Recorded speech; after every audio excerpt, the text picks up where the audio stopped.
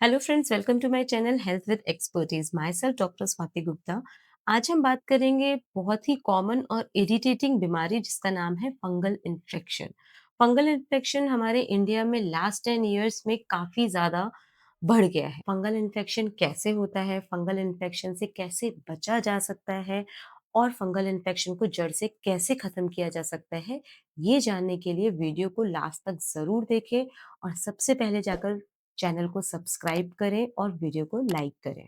Fungus हर जगह present होता है। जैसे कि आप एक एग्जांपल ले लो, अगर आप ब्रेड को टेबल पे 2 दिन के लिए छोड़ते हो तो उसमें ग्रीन कलर की ग्रोथ हो जाती है, दैट इज फंगस। फंगस को ग्रोथ के लिए दो चीजों की रिक्वायरमेंट होती है, that is hot and humidity, मतलब थोड़ी सी गर्मी और थोड़ा-सा मॉइस्चर। फंगल को टीनिया भी कहते हैं, जैसे टीनिया कपाइटिस यानी आपके स्कैल्प का जो फंगल इन्फेक्शन होता है उसको टीनिया कपाइटिस कहते हैं। टीनिया कॉर्पोरिस जो पूरी बॉडी पर इन्फेक्शन होता है उसको रिंग वर्म भी कहते हैं। Tinea cruris most common fungal infection जो आपके प्राइवेट पार्ट्स पर होता है। टीनिया पेडिस यानी जो आपके पैरों की उंगलियों के बीच में होता है, जिसको हम एथलीट फुट भी कहते हैं। हमारे नेल्स में भी फंगल इन्फेक्शन होता है जिसको ऑनिकोमाइकोसिस कहते हैं। फंगल इन्फेक्शन के common sign and symptoms almost सबको पता है, जैसे कि रेडनेस, रेड रैशेस होते हैं, रिंग वर्म, रिंग लाइक उसमें पैचेस होते हैं जिसको रिंग वर्म्स कहते हैं। बहुत ज़्यादा खुजली आती है और बहुत ज़्यादा इचिंग के कारण वहाँ पर स्किन में सेंसिटिविटी हो जाती है जिसकी वजह से जलन भी होती है। फंगल इन्फेक्शन होने के मुख्य कारण है ह्यूमिड एनवायरनमेंट, जैसे बारिश के सीजन में फंगल इन्फेक्शन ज़्यादा होता है। बहुत ज़्यादा पसीना आना, अ, गीले कपड़े पहनना या बहुत टाइट कपड़े पहनना, सिंथेटिक कपड़ों का इस्तेमाल करना, किसी अफेक्टेड पर्सन की चीज़ों का इस्तेमाल करना, जैसे कि उसके कपड़े, टॉवल, बेडशीट्स। एंड सबसे इम्पोर्टेंट जो कारण है वो है weak immunity. Long term diseases जैसे कि डायबिटीज, एचआईवी, ट्यूबरकुलोसिस, हेपेटाइटिस में आपकी इम्यूनिटी जो होती है वो वीक हो जाती है और ऐसे पर्सन को फंगल इन्फेक्शन होने के चांसेस बहुत बढ़ जाते हैं। और बहुत सारे ड्रग्स ऐसी हैं जिनकी लॉन्ग टर्म यूज से आपका इम्यूनिटी डाउन हो जाता है और फंगल इन्फेक्शन के चांसेस बढ़ जाते हैं, जैसे specially steroids and after chemotherapy drugs. Recurrent fungal infection का सबसे कॉमन कॉज है यूज ऑफ स्टेरॉइड्स। स्टेरॉइड ज्यादा यूज करने से आपकी स्किन पतली होती है, उस पर स्ट्रेच मार्क्स आते हैं और कभी-कभी उसमें पस भी पड़ जाता है। स्टेरॉइड सिर्फ और सिर्फ एंटी इन्फ्लेमेटरी है, जिससे आपकी खुजली में और रेडनेस में कमी होती है, लेकिन उसका फंगल इन्फेक्शन या फंगस को ठीक करने में कोई रोल नहीं होता है।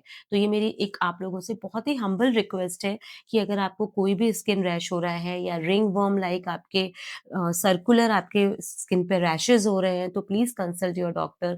डायरेक्ट मेडिकल पर जाकर आप कोई भी ट्यूब ना लें और ना ही इस्तेमाल। नेक्स्ट है कि फंगल इन्फेक्शन से बचने के लिए हमें क्या करना चाहिए? जैसे कि मैं अपने सारे पेशेंट्स को एडवाइस करती हूँ, फंगल इन्फेक्शन अगर किसी को भी होता है, तो उसके बिल्कुल भी उसको गीले कपड़ों का इस्तेमाल नहीं करना चाहिए। गीले मतलब थोड़े से भी मॉइस्ट कपड़े जो होते हैं, बारिश के सीज़न में हमारे कपड़े पूरी तरह से सूखते नहीं हैं।